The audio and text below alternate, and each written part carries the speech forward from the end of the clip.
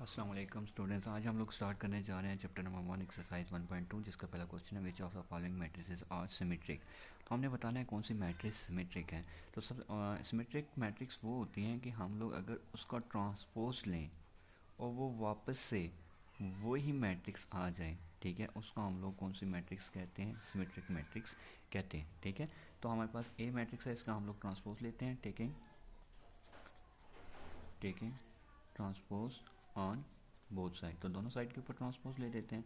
हमारे पास आ जाएगा ए का ट्रांसपोज इज इक्वल टू 5 - 7 - 1 5 और इसका ट्रांसपोज। तो ए का ट्रांसपोज इज इक्वल टू क्या आया। अब रोज़ को मैं कॉलम में चेंज कर देता हूँ, 5 - 7 एंड -1 एंड 5। तो आप लोग देख सकते हैं कि ए के ट्रांसपोज के अंदर 5 एंड -1 है, लेकिन ए के अंदर क्या है, 5 एंड -7। तो जिससे हमें ये मालूम होता है कि ए का transpose is not equal to A, तो ये सिमेट्रिक मैट्रिक्स नहीं होगी। बी का ट्रांसपोज, बी देखते हैं कि सिमेट्रिक मैट्रिक्स है या नहीं है, तो हम लोग इसका ट्रांसपोज ले लेते हैं। बी का transpose is equal to -1 2 2 3 and transpose. ठीक है, तो बी का ट्रांसपोज इज़ इक्वल टू, हम लोग इसको क्या कहते हैं, कॉलम में चेंज कर देते हैं, -1 2 और इसको हम लोग कॉलम में चेंज करते हैं 2 एंड 3। अब देखें बी के ट्रांसपोज के अंदर फर्स्ट मेरे पास -1 है, यहाँ पे -1 2 2 2 2 एंड 3 3। तो इसका मतलब है कि बी का ट्रांसपोज इक्वल टू, ये सारी किसकी वैल्यू है, बी की वैल्यू है, तो मैं लिख सकता हूँ बी। तो हम लोगों ने बता दिया B is a symmetric matrix. B कौन सी मैट्रिक्स हो जाएगी, सिमेट्रिक मैट्रिक्स हो जाएगी। सी हम लोग चेक करते हैं कि सी का ट्रांसपोज लेंगे 3 5 4 6 और इसका भी हमने क्या ले लिया, ट्रांसपोज। तो ट्रांसपोज जब हम लोग लेंगे, हम लोग रो को कॉलम में चेंज कर देते हैं 3 4 और हमने इस रो को भी कॉलम में चेंज कर दिया 5 6। सी का ट्रांसपोज यहाँ पे 3, यहाँ पे भी 3, लेकिन यहाँ पे 5 है और यहाँ पे क्या है, 4 है। तो इसका मतलब है कि सी का ट्रांसपोज इक्वल नहीं है सी के, तो फिर ये C is not a symmetric matrix. C is not a symmetric matrix. Next question पे चलते हैं। डी, इसी क्वेश्चन का डी पार्ट है, तो हम लोग यहाँ पे इसका ट्रांसपोज लेंगे। डी का transpose is equal to 1 4 2 5 3 6 transpose. ठीक है, तो जब हमने इसका ट्रांसपोज लिया तो ये हमारे पास जो फर्स्ट रो है ये कॉलम में चेंज हो जाएगी 1 2 3 एंड ये भी कॉलम में चेंज हो जाएगी 4 5 6। तो डी का ट्रांसपोज यहाँ पे 1 है, यहाँ पे 1 है, लेकिन यहाँ पे 1 2, तो ये बिल्कुल ही चेंज हो जाती है। तो डी का transpose is not equal to D, hence D is not a symmetric matrix. D हमारे पास सिमेट्रिक मैट्रिक्स नहीं है। नेक्स्ट अगर हम लोग चलें, नेक्स्ट क्वेश्चन में कहता है which of the following matrices are skew symmetric.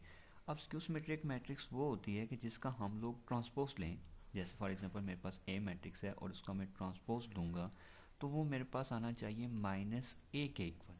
अब ए के इक्वल सिर्फ और सिर्फ ए के इक्वल आए तो वो सिमेट्रिक होती थी, और अगर माइनस आ रहा है तो इसका मतलब है कि ये स्क्यू सिमेट्रिक होगी। तो माइनस से हमारे पास क्या बन जाता है, स्क्यू। स्क्यू का मतलब माइनस, ठीक है, ये याद रखें।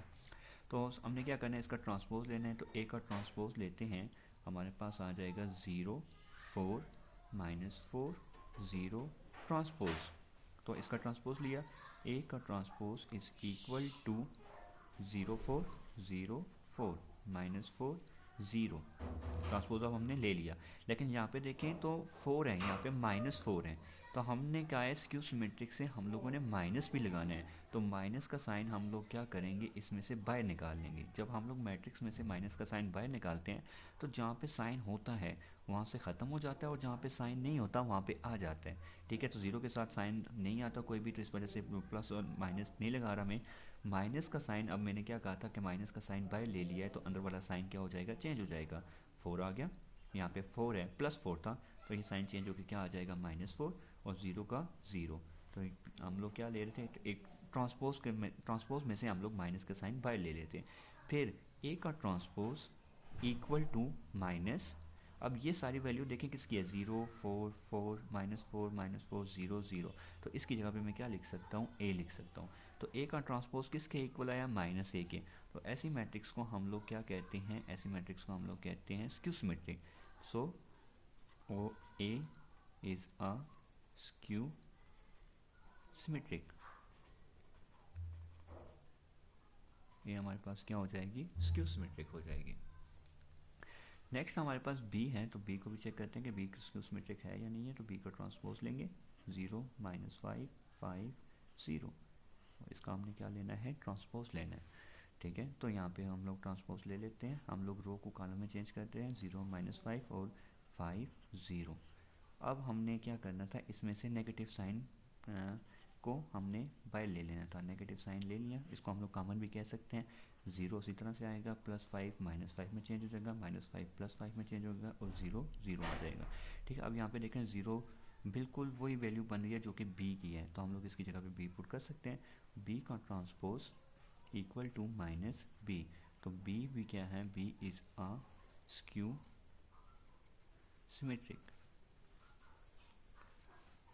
बी भी हमारे पास क्या हो जाएगी, स्क्यू सिमेट्रिक हो जाएगी। नेक्स्ट क्वेश्चन पे चलते हैं।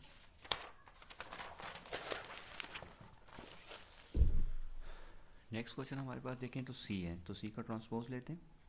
सी का ट्रांसपोज इज इक्वल टू 0 7 7 0 का ट्रांसपोज, सी का ट्रांसपोज इज इक्वल टू 0 7 7 0, ठीक है। अब हमने इसमें से क्या करना था, स्क्यू सिमेट्रिक में हम लोग माइनस का साइन बाय कॉमन निकालते हैं, तो यहाँ पे आ जाए 0 -7 -7 0। तो अब ये देखें कि सी का transpose is not equal to -c, अगर मैं इसको सी भी कह देता हूँ तो ये इक्वल नहीं आ रहा, ठीक है। तो C is not a skew symmetric, सही, हमारे पास स्क्यू सिमेट्रिक नहीं है। इसी तरह से हम लोग डी देखते हैं कि सिमेट्रिक है, स्क्यू सिमेट्रिक है या नहीं है। तो डी का सबसे पहले हमें क्या लेना पड़ेगा, ट्रांसपोज लेना पड़ेगा। तो यहाँ पे रो 0 3 2 -3 0 1 -2 -1 0, तो हम लोग क्या कहते हैं, रो को कॉलम में चेंज कर देते हैं। ये आपके पास R1 है, इसको मैं कॉलम में चेंज कर देता हूँ, तो ये हो जाएगा डी का ट्रांसपोज इज इक्वल टू, हमने इसको कॉलम में चेंज किया है, तो ये हो जाएगा 0 3 2। ये आपके पास R2 है, तो इसको भी हम लोग चेंज कर लेते हैं, यहाँ पे हो जाएगा -3 0 1।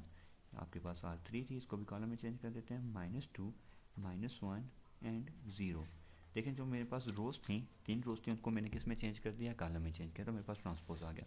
अब हमने क्या करना है, इसमें से नेगेटिव साइन को कॉमन लेना है।